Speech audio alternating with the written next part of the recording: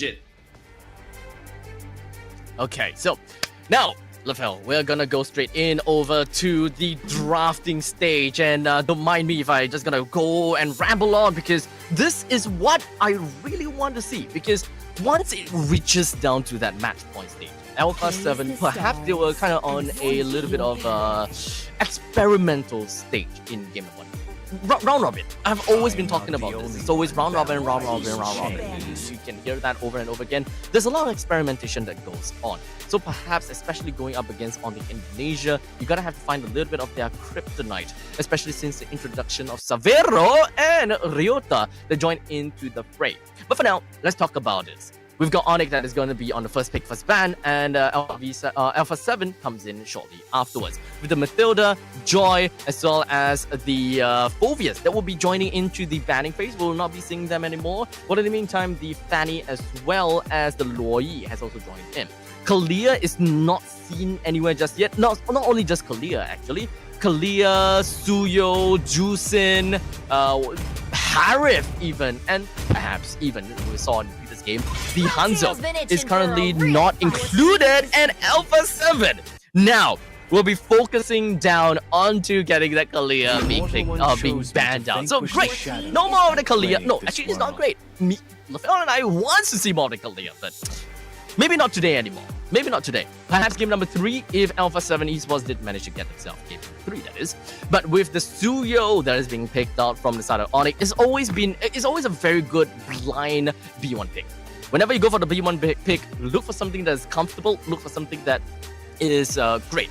Especially since when it comes down to jungle, you'll have one thing to do: secure objectives. Securing objectives is more of the name of the game in the later stages on, and with the execution style of an ability that Suyo has within of his kit, it allows Suyo to be uncontested in most of these objective taking. Well, unless you bring a Bowman into a mix, which, well, let's be honest here, that would happen in the near future. But picking up the Suyo also means that you will be leaking some of these other crucial heroes over to the side of Alpha 7 Esports, and that is the Jusin as well as the Harif. So unfortunately, that is all going to be given away. And ONIC tried and tested, the Sicilian worked out, and they absolutely loved it. With a very early first blood that has been credited over to Sans, they are going all ham and going up for the R3 pick onto the Sicilian. Now it's going to be left with the next pick. They have already gotten the mid laner as well as the junglers. So it really just boils down to more of a supportive role that they're going to be looking out for. Late game essentially has already been locked down by the Sicilian. As such, the Cho, great pick. Since Kalia is no longer available for Keyboy for the taking anymore, going out for the Cho, this will enable more of that pick-off composition that they absolutely want. And if they do want to extend more of a lockdown timer, they do have the Sanguine Clause that comes in shortly afterwards. In fact, these three are kind of like the, how can I say, the creme de la creme, piece de resistance kind of thing, going out for these three. I love what the ONIC has got for themselves, but it doesn't exactly mean that, okay, we're going for a specific lineup, we're going for a specific playstyle just yet. So definitely going to be keeping Alpha 7 Esports scratching their head for a little while longer. I've been rambling a lot. I'm sorry, Lafel, but Hey, no. It's all good, man. I love it. I love it. Now Alpha 7 Esports picking up the Nolan. I was saying that, you know, get him on something comfortable. I hope this Nolan is something that he's really comfortable on. And my only worry is that their early game doesn't look all that great. okay. I don't know. Oh man. Okay, so at least when it comes down to looking at Nolan, I do enjoy the fact that Nolan will always want to be ahead of the curve. In terms of jungling speeds, you do have quite a lot of ways that you'll be able to shave off time in order to pop off a little bit earlier than ONIC. So as much as possible, you always want to pop off in the early stages, which puts ONIC in a very tough spot. At least for the EXP laner, you need to have that advantage. You need to have that early game advantage. With the Lucas as well as Jawhead already be taken out, I will say that early game Hilda might still work out for ONIC. Something about a Hilda, man. I don't feel good about Hilda anymore. Like, I watch a lot of MPLID games, and it always doesn't look well. and it's translating to Mobile Masters, man. Like, get that mommy out of here. Get the mommy, please. Hilda. Honestly, I can't think of anything else that will fit the bill all that well. Yes, you can still kind of put CC into the mix, just to be a lane. The euphony Your of team suffering. banning. Honestly, at this point in time, Wait, for who? For actually, who? I think for ONIC, I still say I was just thinking that having a lane bully onto ONIC would work out well, so that it will be at least Badang is enabling the open. EXP laners to go out. Badang is open, yeah. Yeah, Badang's open. Phobius has been banned a lot. I didn't see this coming, honestly. And Yeah, it's Badang, the first CC. ban as well. Yeah, honestly, Even I'm the first pretty ban, surprised. So, at this point in time, Blue, CC, Hilda, as well as what The power of Rio is within my Badang. hands. Your team All four is of these are picking. open. As such, Takashi immediately picks up onto the Badang, putting Alpha 7 Esports in a pretty good spot. They do have Yeah. quite a bit of a balance when it comes down to physical and magical damage. So I think I am still rocking with their lineup. Allow me Looking pretty to good. lead the charge. Don't pick up a Hilda. Oh my god! Okay. And burn this Okay, wretched okay. world. I think that is the answer that we're looking out for. In fact, time after time again, even in the first series, Hilda just proxied the entire lane, and no one had an answer to it. Maybe it's not had no one had an answer, but it's more the fact that they don't want to answer that. And I think that ONIC possibly wanted to go for the same playstyle. They want to proxy like no tomorrow, and Badang wouldn't even have any ways to, well, positively deal with it unless they pull the Kingzilla out of the jungle as the Nolan and kind of shake off that curve that Nolan's supposed to have and enhance the lead in pathing in the jungle. My mission is to So protect far, lives. like, and then they pick up the high loss. The high loss is Oh. going to be The Roma. EXP. Wait, so Vanguard is EXP? gonna be. Yeah, it's perfectly fine. It's perfectly fine. Like the high loss is a good matchup against the Hilda. Honestly, even the Badang is a good matchup for the Hilda, because the most annoying thing about Badang Hilda matches is that Hilda wants to dive in, right? Where she will use her first skill to either initiate or back off, and the Badang just keeps spamming his first skill, so the Hilda doesn't even come close. And if she gets too close, you fist break her into a wall, and then everyone can just target her down. So that's just one of the things that I personally don't like the Hilda, just because at one point it really does feel like a 4v5. All right, so that all said and done, we've got the full lineup, and hopefully that Alpha 7, with this lineup, it will be a little bit more smooth sailing as opposed to the previous game. You know, previous game, they also kind of want to bank in on the early game lead that they have, or rather, they want to bank in on early game leads. Right now, with the Nolan as well as the Badang, and technically speaking, they also do have Hylos. Hylos is pretty great, pretty thankful at the late stages as well. Juicin just making sure that Keyboy would not have that easy of a entrance to the backlines of Alpha 7. The most amazing thing about the high loss is that he can slow down ONIC and speed up Alpha 7. That's one of the primary ways that they can potentially lock down Sans. Because if Sans already used the flicker, then he can just charge in, bring in Vanguard, bring in Syndra, bring Kingzilla, and then it's all up to Syndra just to pull someone back in. So this is why I like, hold on, Gusta Lagusta taking a lot of damage. Ooh. If Kai was level 4, 100% would have killed Gusta 100% Lagusta there. Now, one thing that I always forget when it comes down to Hylos is the fact that, okay, we'll hold on for a second as we've got Ryota that actually finds himself in a pretty oppressive spot, and Keyboy himself as well. Alpha 7 is very engaging and a lot more aggressive this time. But back to my point, I really want to remember and remind everyone that when it comes down to Ring of Punishment from the Hylos, additionally to the Dom Eyes, it is a really good answer to heroes that really want to go for attack builds. Oh yeah, yep, for sure. So Savero might have a hard time. Unless they just really focus on Takashi. But honestly, looking at the lineup, I don't think they have a lot of bursts for Takashi. So Takashi should not die early.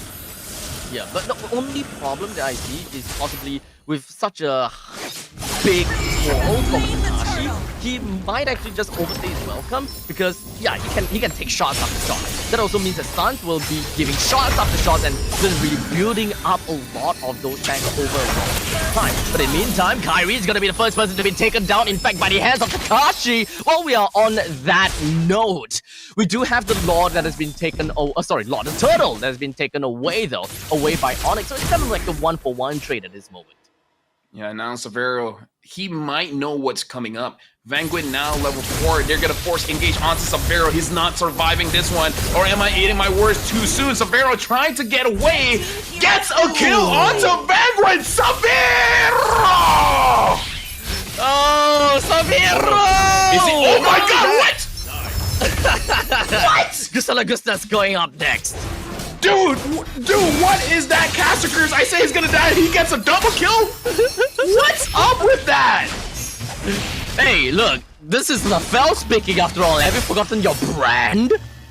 Dude, yeah, but he got ganged by 3 people. By a Badang, by a Jushin, and by a Harif. And he got a double kill. Let that sink in. Oh my god. Bro. Damn. I mean, Keyboy helped for one of those kills, but still, dude. Still, it's Severo. It is all on Severo. We gotta hype this up. This is potentially the last game. Let's not forget about that. And Alpha 7, they didn't have a very good game in the previous one. They would want to bank it all in for this game, just so that they have a little bit of a lifeline by getting a little bit more points from this round robin stage. Yeah, dude, that thing should get clipped. You know what? ONIC should clip that and be like, look at our boy. Look at our rookie. You know, he's really popping off. 4 minutes in, he got his first item. Gonna be going pretty much ham. And let's not forget, I think that the Spear of Destruction should be coming in anytime soon, especially since Takashi and Vanguard, I think that they have already been spotted out by ONIC. Whenever possible, if they really want to pick up this fight, they can very potentially be able to, especially since we talked about the fact that Severo did manage to pick up quite a few items already. A lot of information is given away. ONIC prepares himself for a lot of a beat, but in the meantime, Break Up is just going to be taken out for the side of Takashi, hoping they will be able to deal enough damage over to the side of Ryota. But Ryota, he's just walking away with half HP. He's not afraid at all. Sanguine Claws connect down on Takashi. He's walking away, but unfortunately, that is going to be the way. The Dragon just going to be connecting down right onto Vanguard, and now he's still going to be staying alive. But in fact, it is Ryota that finds himself taken away and taken down throughout all of that. It would have been great if Severo joined in the action with the Spear of Despair. I feel like that's a lot of wasted potential coming from Alpha 7 because when Takashi opened the Glory's pathway in the first place, I feel like they could have hard engaged and they really could have gotten a kill. And then Vanguard, he was able to catch 2 people in Fist Break and then he was using the Fist Crack. He stopped the Fist Crack so early because he had a lot of HP. He was not on the verge of death. I really feel like he should have stayed his ground, and then at the last moment used the flicker to get away. So I don't know. I kind of feel like Alpha 7 that they should have gotten more kills. That's my opinion. Well, possibly so. I mean, there is definitely some of these smaller opportunities that we're hoping for. But speaking of opportunities, Kyrie jumped in on the Kingzilla, found Kingzilla, and Keyboy unfortunately did not quite manage to touch onto him just yet. But in the meantime, down in the bottom lane, small little skirmish, but it's not gonna end to it's not gonna fall to anything bad. Blue team turret has been destroyed. Looking at Alpha 7 at get his turret bottom, Vanguard using the conceal, probably just to push Kyrie away. Speaking of which, do you know that this is the current trend of using conceal? Really just to push people away.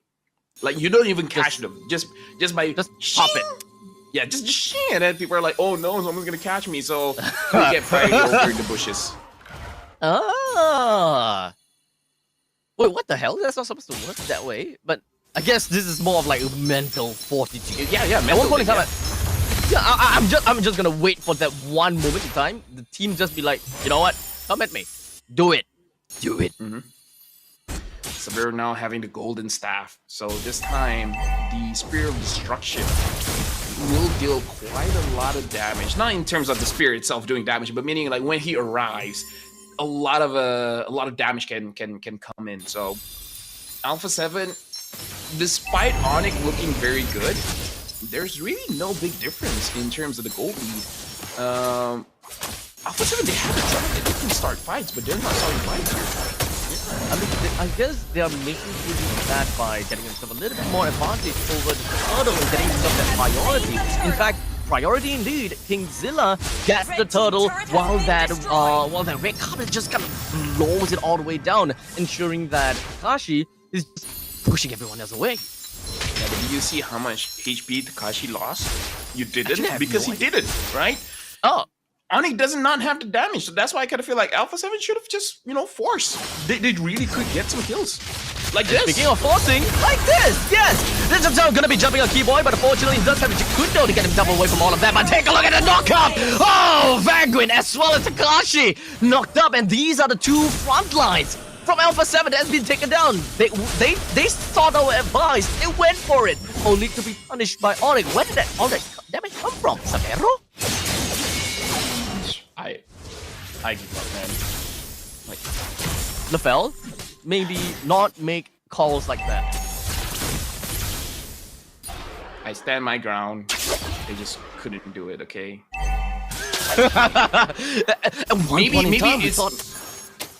Maybe it's really in a Southeast Asian in me. Like, I can see, like, dude, we can fight here. It's like, oh no. Yeah. Maybe watching the games, I'm becoming more Indo. Well, technically speaking, in terms of meta, MY and ID's matches are quite similar, right? So maybe learn a little bit of the guy. I think you can blend in pretty well. Yeah. Speaking of which, right now, ONIC definitely scaling up quite well. It's a very slow game compared to most of the other games we had today. Almost 10 minutes in and only 6 kills in total. Sans now having the Wishing Lantern definitely will deal quite a lot of damage onto Takashi. So Takashi is the tankiest boy, now not so much. So I kind of feel like his window has stopped, has shrunken. Opportunity loss, whatever things you want to say regarding the same act of looginess. Loogies in Malay, by the way. Yeah. In the meantime, we do have the Lord that's going to be contested from the side of Alpha 7, but here comes Keyboy with a kick. But unfortunately, Kyrie is the one that steals it right under the nose of Alpha 7. That picks up 2 kills, make that 4 kills. Coming in from ONIC, they have got everything away and out from Alpha 7, while ONIC didn't even lose a single person from their onslaught. Red team turret has been 3,000 gold lead. This feels like a 7,000 gold lead, man. Like, ONIC came in, got absolutely everything. Like, Alpha 7, they started the Lord, and then Keyboy came in. Keyboy, and then Kingzilla. And then once Keyboy kicked him, it was a free Lord for Kyrie. Severo came in, did Severo things, got a few kills, got a few assists. Actually, no kills, but assists. Honestly, that was kind of wretched, right? I mean, ONIC entered that fight with, if I'm not wrong, about 700 gold lead. Like, only 700 gold lead. As such, right after the battle, with the Lord advantage and all of that kind of jazz, they have effectively racked up a total of 5,000 gold lead just within, 30 seconds of a team fight? Alpha 7 now probably don't even have any ideas to gauge what kind of lead ONIC has got. So very likely they are going to contest for this, and they would want to defend whatever that they could before losing out every single one of these full defenses. That moment shows in business you just need to go viral once, and then your sales will skyrocket. I'm looking out for Red team base turret has been destroyed. That's the kind of sales that one. But bottom lane inhibitor turret is gonna be taken down by a quick little split push from the side of Severo. 12 minutes in. this is the kind of gameplay, or rather, this is the kind of, I guess, pacing that we're kind of expecting from this game. Especially since Alpha 7, they are a team that kind of want to bank in the early stages because of the amount of pacing that they have gotten, or rather, the amount of pacing that they could have got through the Nolan. And I think that they didn't really manage to make full use of the fact that they drafted a Nolan jungle for themselves. Yeah, it's unfortunate, but the initiation coming in from Alpha 7 is, lack of a better word, very weak. And now T-Boy kicks Takashi, and Takashi is supposed to be the toughest boy. We see a team fight coming in here. Riona is very low. Syndra gets a kill onto Keyboy. And now Alpha 7 gets a good fight, but unable to really do more out of it. Yeah, and just like that, Takashi actually lost half HP within a very short amount of time. I gotta have to say that throughout those entire battles, it's more of Takashi trying to get a really a hold of how ONIC's gonna do with them. ONIC definitely have got all of the answers for Alpha 7's lineup at this point in time. They don't even have got the damage anymore to deal with ONIC. Takashi can tank a lot of damage, yes, but I don't think that they have the means to really secure this Lord, and ONIC's probably just gonna give that to them. Now we can see Ryota getting locked up by Vanguin, but the Zaman Force already has been used. Oh, it hits! Savero goes in! Savero wants Vanguin, and now Savero wants Gusta Lagusta. Killing spree for Savero with one good Speed of Destruction. ONIC now controls the Lord. Oh man, 2 deaths from the side of Alpha 7. Well, only 1 death from the side of Ryota. Throughout all of that fight, it really just boils down to ONIC just kind of retreating a little bit, giving Alpha 7 that false sense of success, the false sense of confidence. And then shortly after, within a single snap of a finger, they launched immediately onto Alpha 7. Leaves no time for Alpha 7 to even respond. For me, it's just a little too weak coming in from Alpha 7. Like, at this point, they got a little bit courageous starting a fight. But at this point, it's like, you know, your damage falls off. ONIC's defenses has risen. They can get some kills, but they should have gotten that kills much earlier, because I want to talk about how their engagement. Takashi hasn't really engaged much. Vanguin hasn't engaged much, and Syndra and Kingzilla is just waiting. Like, guys, do something so that we can follow up. I think that one of the other things that Gusta Lagusta is having a little bit of problem with really boils down to that Sanguine Claw. Because the range of a Sanguine Claw is huge. In fact, it envelopes almost like 80% of the entire Zaman Force, which kind of puts Gusta Lagusta in a very tough spot to remotely be able to do anything once you drop down the ultimate. And now Takashi is holding the ward just in front of their base. It looks like he is successful.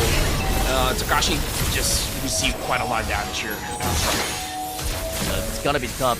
With the only turret in the middle lane standing, Alpha 7 Esports, they need to hold this down as much as possible. That is still about 100 seconds until the Lord eventually comes up. But ONIC, they are not in a rush. They know, okay, we have an ever-skilling Sicilian that will work for ourselves. So why kind of rush it when we know that we are guaranteed a win in the later stages in the end game?